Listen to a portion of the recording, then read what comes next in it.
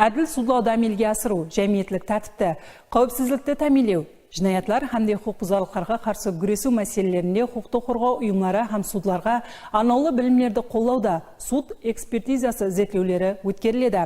Әділдік министрлігі жанындағы Хадиша Сулайманова атындағы Республика суд экспертиза орайы Қарақалпақстан Республикасы бөлімі экспертлері әне бұл жұмыстарда өзлерінің экспертиза анықтауларын жүзеге асырады. Бұл болса өз нәубетінде жүз берген құқық бұзушылықтар һәмде жинаятлардың анықтығын тәмелейді.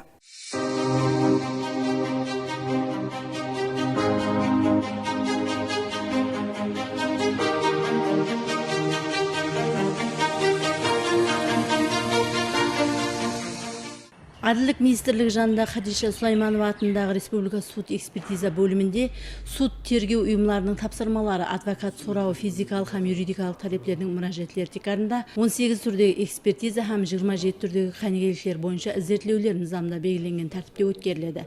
Мағлұматларға әтібар қарататығын болсақ, бөлім тарапынан 2024 жылы 1622 экспертиза өткерілген болса, 2025 жылдың осы күніне шекем 1777 экспертиза жұмыслар әмелге асырылған. Бұл дегені жинаятлардың көбейіп атырған, яки оларды анықтауда экспертиза жұмақларына талап жоғары екенлігін көрсетеді. Мәселен, жолда транспорт хадисесі жүз берді. Бұны экспертизадан қалай өткереді? Міне бұл жерде экспертиза етуші, яғни автотранспорт техникаларын өткеруші үскенелер жайласқан. Енді бұның қалай әмелге асырылатығының эксперттен сұраймыз. Енді сондай жағдайда қалай экспертизадан өткеріледі? Sud avtotexnika ekspertizasini o'tkazishda zarur bo'lgan asbob uskunalar joylashgan bu yerda. Bu yerda transport vositasini yo'l transport hodisasidan keyin voqea joyiga borib ko'zdan kechirishda zarur bo'lgan fotoapparat, undan keyin kalitlar to'plami mavjud.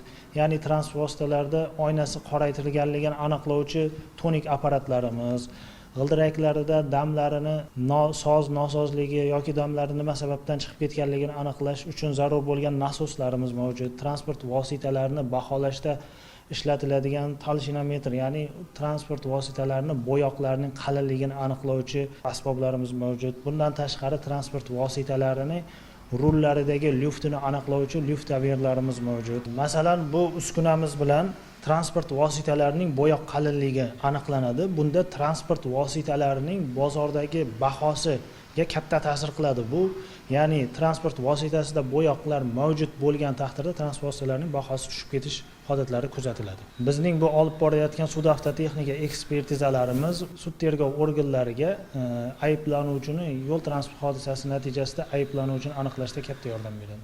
Атап өту орынды қазіргі уақытта бөлім тарапынан автотехникалық, құрылыс техникалық, товарлық, экономикалық, өрт техникалық, лингвистикалық суд экспертизалар бойынша зерттеулер өткеріледі. Суд лингвистика эксперті текарынан қандай экспертиза өткеретұғына да қызықсындық. Sud lingvistika ekspertizasi bu inson sha'ni va qadr qimmatining haqoratlanishi, kamsitilishi, obro'sizlantirishi kabi holatlarni aniqlagan holda xulosa taqdim qilamiz. Bizga murojaatlarda asosan internet ijtimoiy tarmoqlarida bir-birini hozirgi kunda kommentariyalarda haqoratlar ko'payib ketgan, shular bo'yicha ko'proq murojaat keladi. Keyin video tasvirda yoki bo'lmasam audio zapislardagi ovozlardagi suhbat jarayonida bo'lgan so'zlarda haqoratlarni aniqlash kabi murojaatlar kelib tushadi. Bizda jismoniy va yuridik shaxslar tomonidan murojaat kelib tushadi pullik ravishda va biz ularga xulosa taqdim qilamiz. Бүгін тарауға болған талаптың жоғары екенлігін заманауи жаңа экспертизалық зерттеулерді көбейту зәруліктерін пайда етіп жатыр.